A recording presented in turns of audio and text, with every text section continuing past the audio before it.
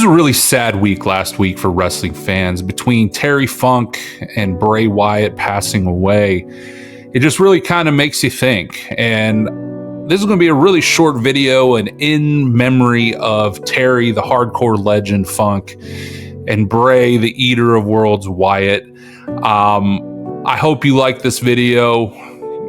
Put in the comments down below what your favorite memories of both these legends are, and just let me know. I know with Terry, my favorite memory, I was about 4 years old when he was in a program with Ric Flair, and I've learned a lot about that program over the past few days because, Terry being as old as he was, I just never really thought about it. But I remember when I was 4 watching him wrestle with Ric Flair, and I had no idea that he was this hardcore, that he was wrestling with a broken sacrum, that he literally put his body on the line day in, day out for the entertainment of us. Also with Bray Wyatt, the eater of worlds, his real name is Wyndham Rotunda, and I am sad to see him go. In my mind, Wyndham Rotunda was probably the best storyteller of the 2000s. You got Bray Wyatt, the Wyatt family. You've got him being the eater of worlds, and then eventually becoming the Fiend and constantly reinventing himself. Bray is survived by his brother in the industry, Bo Dallas. Bo, not as big of a deal as Bray was. I can't tell you how excited I was when I saw Bray be introduced that he was coming back after being released. And I was just excited to see what was going to happen with all that. So we're going to talk a little bit about Terry. We're going to talk a little bit about Bray. We're going to show a lot of clips, hopefully, of these guys, just doing their thing and entertaining us. So let's begin.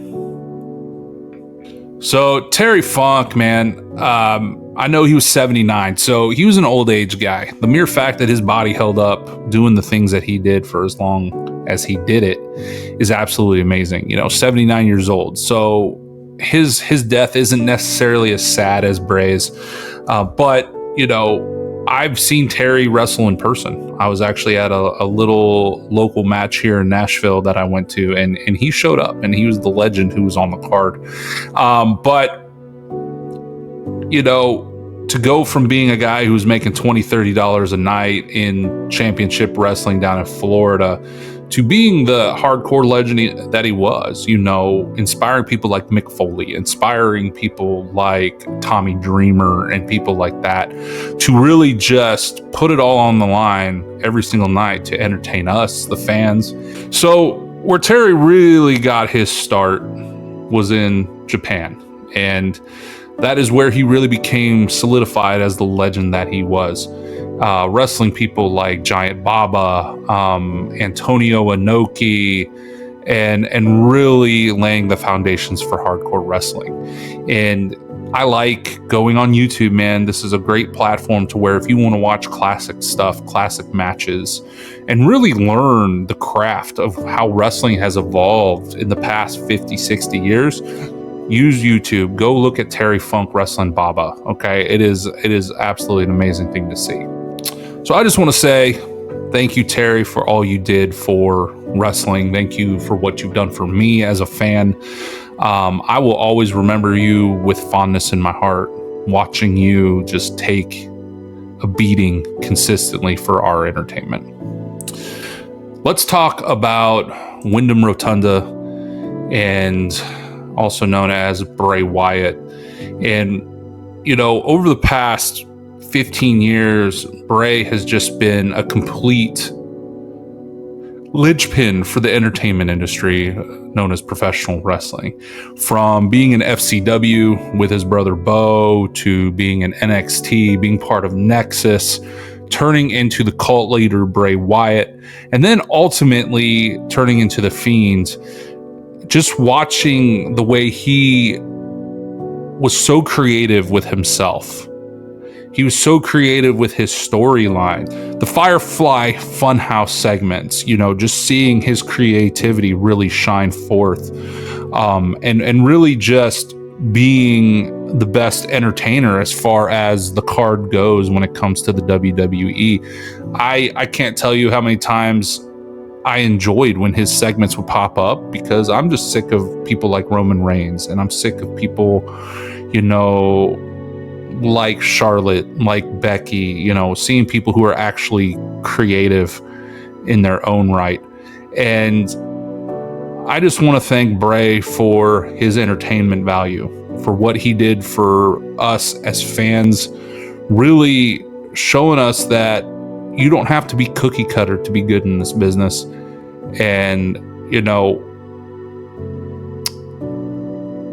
I'm just sad that he's gone. He's younger than I am. He was 36. I'm almost 40, believe it or not. I know I got the good genes, but I just want to thank you, Bray, for what you did for us.